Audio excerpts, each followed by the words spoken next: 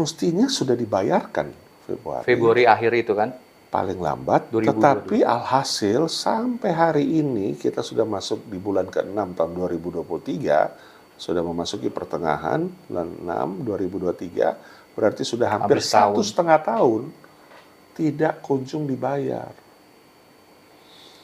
Tidak kunjung diselesaikan di saat kita penerima tugas sudah menjalankan dengan tulus, ikhlas, komitmen penuh, berintegritas untuk memenuhi tugas yang diberikan oleh pemerintah melalui Permendak 3 tahun 2022 tadi. menjual minyak goreng kemasan satu harga dan rakyat semuanya sudah menikmati, ya, rakyat sudah juga membeli, mengkonsumsi dan berjalan dengan sukses. Alhasil 1,5 tahun ini belum ada kepastian, jangankan dibayar, kepastian dibayar saja tidak ada. Terus nilainya berapa itu Pak? Ya, nilainya dari 31 retail modern seluruh wilayah Indonesia, ya, hampir sekitar 25 juta ton liter, itu kita punya nilai yang perlu dibayarkan pemerintah menurut versi kami peritel, karena datanya sudah kita serahkan Serahkan ke pemerintah. 344 miliar. 344. Yes. Selama periode penjualan minyak goreng dari tanggal 19 sampai 31. Jadi tanggal 19 sampai 31 itu kita jual minyak goreng yang kita beli mahal. Yang tadi harga 20. Yes, 19-20 ribu. 20.000 itu ya. Tapi Dijualnya ditugaskan, 14.000. dipaksakan harus 14 ribu sehingga 14.000. kita belum mendapat harga minyak goreng yang baru. Ya, belum ada stok yang baru, tapi kita masih pakai stok yang lama. Sehingga karena kan pengiriman barang tidak mungkin sehari 2 hari. Benar. Pengiriman barang itu oleh pabrik ke retail bisa seminggu. Jadi kita masih menjual dengan produk yang kita beli mahal, tapi kita harus menerima dengan harga 17.260 itu, harga beli dan jual 14.000. Jadi 344 miliar itu sebenarnya sudah ada ruginya. Ya. Pertama, kerugian dari selisih harga beli. Kemudian kerugian dari dua, net present value-nya 344 miliar ketika dibayarkan 17 hari akan jauh lebih berbeda dengan sekarang yang sudah 1,5 tahun lebih yang tidak tahu juga kapan dibayar. Net present value-nya kan ada. Berubah ya? Berubah kan nilai rupiah 344 itu kalau sekarang sudah bukan 344 mestinya. Karena net present value-nya, nilai uangnya. Kemudian yang ketiga, kita masih diombang-ambingkan dengan situasi atau kondisi yang tidak tahu kapan dibayar, kapan selesai. Kepastian untuk kita dibayarkan tidak ada sama sekali sampai hari ini. Bahkan saya berani statement bahwa ini masih berjalan di tempat. Jadi ada tunggakan banyak segini banyak buat peritel-peritel, kasihan di daerah itu dong Pak? Ya, yang saya bisa sampaikan bahwa Aprindo itu bukan menyuarakan atas nama pribadi. Iya. Bukan atas nama pengurus, tapi menyuarakan atas seluruh anggota retail modern di seluruh wilayah Indonesia. Minimarket, supermarket, hypermarket, grosir, atau wholesaler, dan dep store. Nah, yang jual pangan, minyak goreng itu berarti minimarket, supermarket, hypermarket, dan grosir. Menyuarakan semua anggota itu, diantaranya dan termasuk retail jejaring maupun retail lokal. Nah, retail lokal ada anggota kita yang berada di Tahuna, itu kira-kira hampir 6 jam lebih dari Bitung untuk naik kapal ke Sangir Talaut. Mereka hanya punya 2 toko di sana untuk memenuhi kebutuhan masyarakat di wilayah pulau itu. Nah, mereka juga ikut refaksi. Ikut imbasnya Pak ya? Ikut menjual 14.000 ketika membeli dengan harga jauh lebih dari itu. Dan sekarang mereka kesulitannya adalah mereka butuh untuk operasional mereka untuk bisa membeli barang lagi sehingga bisa uangnya untuk masyarakat di wilayah tersebut terpenuhi kebutuhannya. Jadi bisa dibayangkan nilainya mungkin nggak seberapa retail jejaring, tetapi mereka sangat berpengaruh nilai tersebut untuk menyediakan barang bagi masyarakat di wilayah itu. Itu yang masih tertahan hutang yang belum dibayarkan pemerintah. Kemudian ada yang di Maluku Utara, di Kepulauan Halmahera, ada yang di NTB, NTT. Ini saya bicara jeritan hati dari peritel-peritel lokal yang setiap saat mereka menanyakan sudah sejauh mana, seperti apa prosesnya, apa yang pemerintah lakukan, apa yang pemerintah perhatikan buat kami yang ada di ujung-ujung wilayah Indonesia. Suara itu yang selalu kami terima. Dan itu bukan bicara sebulan sekali, seminggu, setiap hari. Ditagih terus ya, Pak? Mereka menanyakan secara sederhana, uang kami bagaimana dibayarkan? Kami sudah beli mahal, disuruh jual murah, lalu kapan uang kami bisa dibayarkan? Nah, itu yang Aprindo perjuangkan saat ini. Dan itu, ya saya sebagai ketua umum tentunya bertanggung jawab atas seluruh apa yang terjadi dengan harapan anggota. Dan saya pasti tidak akan pernah menyerah. Tidak akan pernah berhenti memperjuangkan, tidak akan pernah takut pada siapapun, apapun. Karena ini adalah hak, benar. Dan ini adalah keniscayaan. Ya, saya tidak akan takut, tidak akan pernah mundur, dan tidak akan pernah menyerah. Jadi, ihwal 1,5 tahun ini, dalam perjalanan ini, apa yang Aprindo lakukan, kita sudah audiensi kepada Menteri Perdagangan yang baru. Ketika baru 10 hari dilantik oleh Pak Presiden, kita audiensi dan kita menyatakan poin utama kita minta diselesaikan. Ya. Dan pada saat itu Menteri Perdagangan menyampaikan yang baru Pak Zulhas, kan sudah batal Pak, sudah tidak ada peraturannya. Menterinya sekarang saya. Beda. Nah terus ini yang membuat kita bingung. 3 M itu gimana? Pak Menteri yang terhormat, saya katakan. Bapak bicara sebagai kapasitas menteri atau ketua partai atau perorangan. Kalau Bapak sebagai menteri, Bapak mewakili institusi negara, lembaga negara. Dan yang mengikat kita Permendak 3 itu tahun 2022 itu adalah Kementerian Perdagangan. Bukan perorangan. Kementerian Perdagangan yang mewakili negara. Mengapa Bapak katakan bahwa ya sudah nggak berlaku, sudah tidak kedaluarsa, ya itu kita nggak ada landasannya dan lain sebagainya. Loh, Pak, revisi Permendak kan bisa Pak. Hanya satu yang nggak bisa direvisi di dunia ini, kitab suci. Benar. Tapi kalau Permendak, apalagi Perpres, apalagi ketetapan MPR, DPR, Undang-Undang Dasar 45 aja. Dirubah kok. Ada perubahan, amandemen. Masa Permendak tidak bisa direvisi? Kalau Bapak juga nggak bisa revisi atau tidak mau revisi karena tidak mau cuci tangan, tidak mau cuci piring, Bapak ajukan ke pimpinan yang memberi prerogatif Bapak sebagai hak prerogatifnya. Presiden bisa sampaikan apakah bisa dengan Kepres dan lain sebagainya. Dan itu nggak perlu kami yang mengajari. Kami pelaku usaha, kami bukan pemerintah. Tetap dengan kondisi bahwa ya tidak ada dasar, tidak ada kekuatan hukum lagi, takut nanti kejaksaan bisa panggil saya, ya dan ya kalau bisa udahlah akhirnya ini perjalanan prosesnya ya. Kita ke BPDPKS, ketua BPDPKS menanyakan ya tergantung Permendak berikan verifikasi data baru kita bayar, kalau enggak kita nggak ada hak untuk membayar, nggak ada kewajiban bayar karena dasarnya kita nggak dapat. Kita juga uangnya kita tetap udah cadangkan ya pada di rekening kita diperiksa juga BPK setiap saat kenapa belum keluar ya kita harus jelaskan.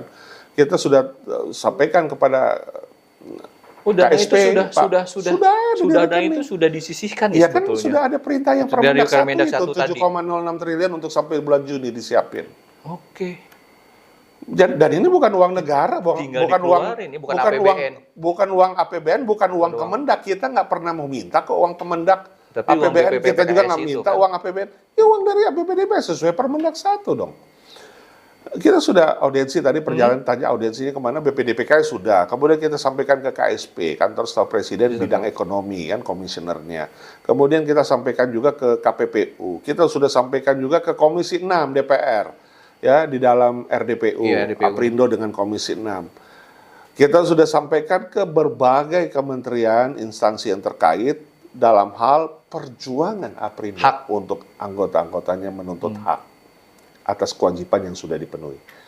Nah, terakhir ketika rapat kerja yang sekarang ini ada di YouTube bisa dilihat rapat kerja Kementerian Perdagangan ya tanggal 15 Maret, kami RDPU dengan Komisi 6 tanggal 14 Februari saat Valentine tuh. Kita ingat betul karena hari Valentine malah hari melapor kepada wakil-wakil rakyat yang terhormat. Audiensi Aprindo Komisi 6, dan Komisi 6 karena pada saat itu sudah mau reses, menyampaikan, baik Pak, kita akan bincangkan di dalam raker di bulan depan dengan Kementerian Perdagangan. Tanggal 15 Maret terjadilah raker, dan itu bisa dilihat di YouTube, bagaimana salah satu wakil ketua Komisi 6 yang hadir menanyakan mengenai Pembayaran itu. aduan kita kepada wakil rakyat yang terhormat, dan Pak Menteri katakan bahwa ya saya takut mengeluarkannya. Verifikasi data itu yang sudah ada di kantong Kementerian Perdagangan, takut karena peraturannya tidak ada. Memang harus dibayar, tapi peraturannya tidak ada. Dan sudah batal lah, sudah kedaluarsa macam-macam. Ya, itu bisa diikuti di YouTube. Pak Wakil Ketua Komisi 6 katakan, ya tapi kan kewajibannya belum dibayar, Pak. Peraturannya nggak ada, tapi kewajibannya saat itu sedang berproses dan sampai hari ini belum dibayar. Tetap diulang lagi. Saya takut. Nah, kembali lagi kita hanya peribahasa dulu lah, zaman kita sekolah lah, berani karena benar, takut karena salah. Kenapa sih takut? Apa yang salah? Kalau benar kan, ya pegang yang benar dong. Revisi dong Permendak. Naik. Yang nomor 3 tadi ya Pak ya? Dan itu memang diungkapkan pada saat itu dalam raker itu terekam oleh YouTube, bahwa ya sudah, petunkan aja Aprindo supaya hasil petun itu bisa jadi dasar untuk saya mengeluarkan hasil verifikasi data kepada BPD PKS, baru BPD PKS bayar. Pada saat itu tidak dibilang loh bahwa saya akan ngecek dulu angkanya ke BPKP atau BPK. Ada. Tidak ada. Nggak ada. Pada saat raker tanggal 15 Maret. Tapi hanya mengatakan petunkan aja Aprindo. Kalau keputusannya menang dari pengadilan, maka keputusan itu yang saya pakai. Berarti kan di situ kita kayak pemaksaan banget ya, Pak. Dibuat gambling. Iya, benar. Bisa menang, bisa kalah. Kita tahu kalau petun, nggak ada yang petun kemudian cepat selesai. Yang ada juga banding, yang ada juga kasasi. Nanti akan ada sampai kasasi, baru inkra dan seterusnya. Dan waktu-waktunya itu panjang. Prioritasnya akan dinilai seberapa besar prioritasnya dibanding dengan kasus-kasus lainnya. Sehingga prosesnya akan panjang, berbelat-belit, dan kita kan tidak memulai satu harga itu dengan petun. Kita tidak menjalankan komitmen menjual minyak goreng kemasan satu harga, itu dengan perintah petun loh. Kita menjalankan dengan tulus ikhlas, komitmen kepada negara, dan kita ingin supaya mensupport negara, mendukung pemerintah. Kita nggak jalankan itu dengan petun. Bagaimana mungkin kita mau minta hak kita dengan petun? Nggak apple to apple, nggak ada, tidak ada korupsi di situ. Kita mendukung 100%. Kebijakan tadi awal. Kebijakan pemerintah mendukung 100%. nawacita negara hadir pada rakyat. Kita juga rakyat. Jadi sangat nggak masuk akal ketika disuruh ke petun. Satu. Kemudian kedua, ada juga pernyataan bahwa ya kalau ada legal opinion, ini dari dirjennya. Pada saat itu dirjen itu sampai baru 1 bulan ini ada dirjen yang definitif. Sebelumnya PLT dirjen. Setiap 3 bulan diganti. Pada saat pernyataan juga sebelum raker itu, PLT malah mengatakan ya ini kelihatannya memang kita harus minta legal opinion dari Kejaksaan Agung. Apalagi, jadi udah legal opinion lah minta, petun lah disuruh kita. Aduh. Kok yang mestinya mudah tapi dipersulit? Yang punya hak dipersulit ya Pak? Ini negara hadir atau tidak bagi pengusahanya yang setiap hari kita memproduksikan barang, menjual barang itu, kita bayar PPN, kita ambil PPN buat negara. Kita setor PPH kita, PPH karyawan, PPH badan, buat negara. Kita menyerap tenaga kerja, hampir 2 juta tenaga kerja yang terserap di retail modern seluruh Indonesia, anggota Aprindo. Kita menyerap UMKM, hampir 35% sekarang. 30% UMKM yang ada di retail modern. Oke. Itu karena termasuk produk UMKM kan sudah pada bagus sekarang. Iya, udah benar. Udah siap bersaing keluar ekspor. Apa yang nggak kita lakukan untuk negara? Benar. Tapi bagaimana negara memperlakukan kita? Kita nggak pernah jadi prioritas, sektor prioritas. Tidak pernah Sektor prioritas itu hanya di pariwisata, kesehatan, ya, komunikasi, perdagangan tidak pernah dapat subsidi listrik, dana pemulihan ekonomi nasional saat pandemi COVID kita tidak pernah terima.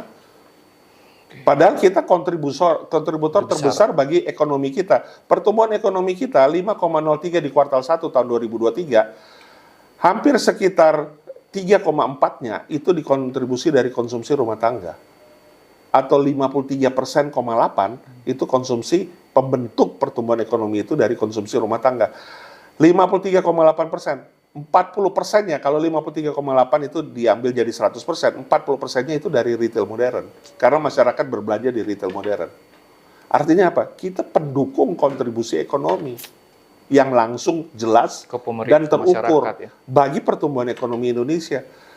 Jadi 5,3 itu 53%-nya didukung oleh karena konsumsi rumah tangga dan itu 40%-nya itu dari retail modern. Nah, jadi kemudian ya perjalanan ya Raker 15 Maret. Kemudian berlanjut kepada dengar pendapat pada tanggal 6 Juni yang lalu. Kita kaget karena dari Raker tanggal 15 Maret dengan Komisi 6 dan Kementerian Perdagangan 2023 kemarin, Pak. 2023 sampai dengan 6 Juni 2023 itu sesuatu yang bertolak belakang pernyataannya. Jadi kalau yang pertama Raker itu katakan petunkan aja atau udah kita tunggu legal opinion lah supaya saya nggak dipanggil Kejaksaan Agung karena saya membuat pembayaran yang peraturannya sudah tidak ada. Saya tunggu legal opinion. Kemendak memberikan instrumen itu. Nah, kemudian tanggal 6 Juni, ternyata legal opinion udah keluar dari Kejaksaan Agung.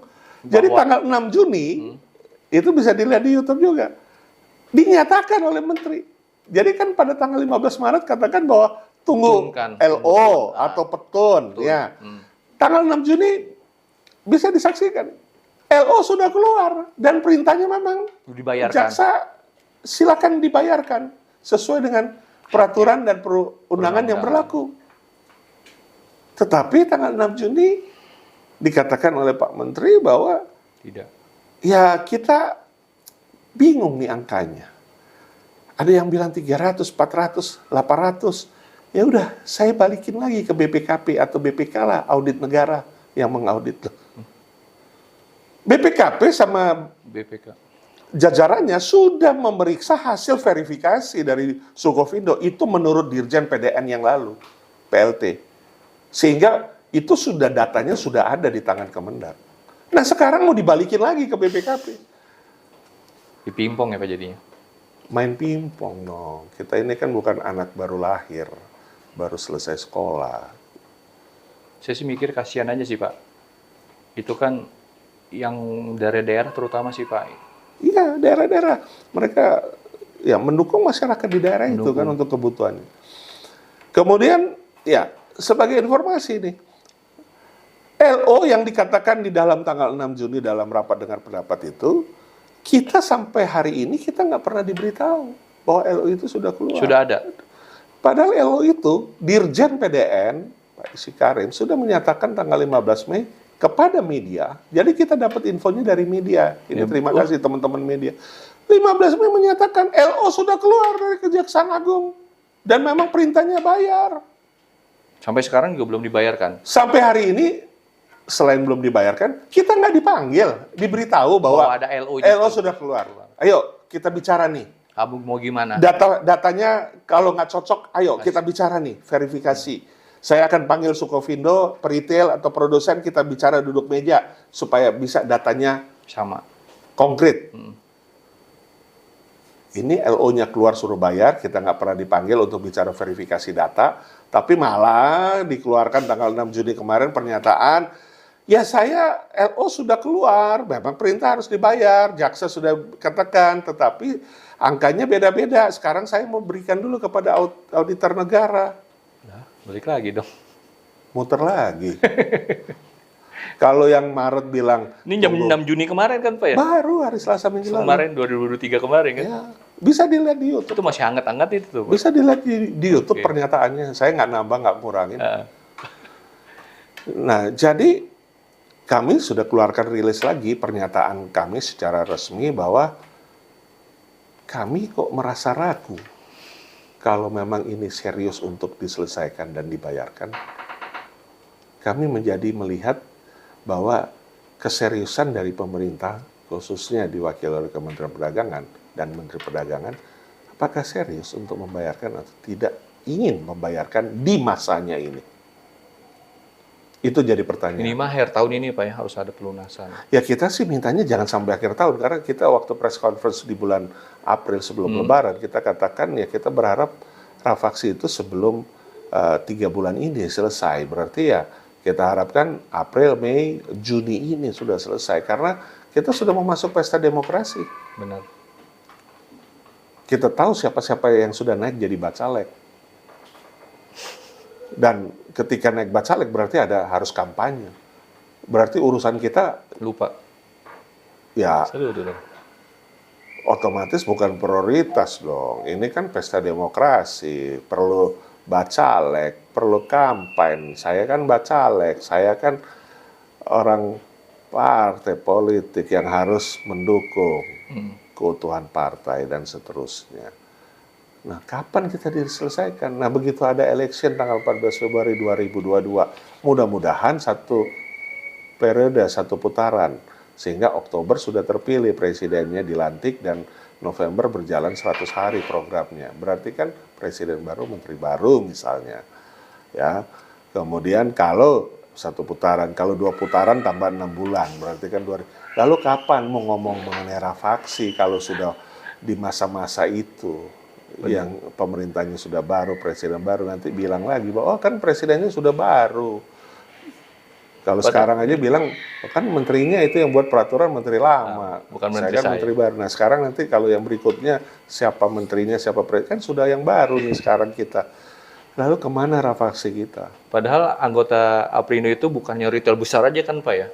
Retail lokal. Terlokal itu yang Justru kasihan. kita, jadi perbandingannya, retail jejaring atau nasional itu seperti Pareto, perusahaannya sedikit, tapi toko-tokonya banyak.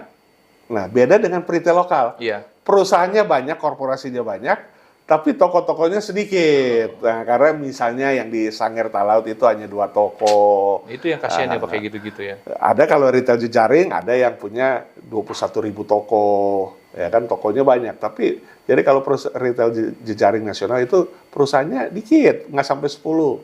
Tapi tokonya seluruh Indonesia hadir untuk memenuhi kebutuhan masyarakat, ya konsumsi. Tapi ada retail lokal yang masing-masing lahirnya di daerah itu, hidupnya di daerah itu, tidak ekspansi karena memang udah turun-temurun, ya itu banyak.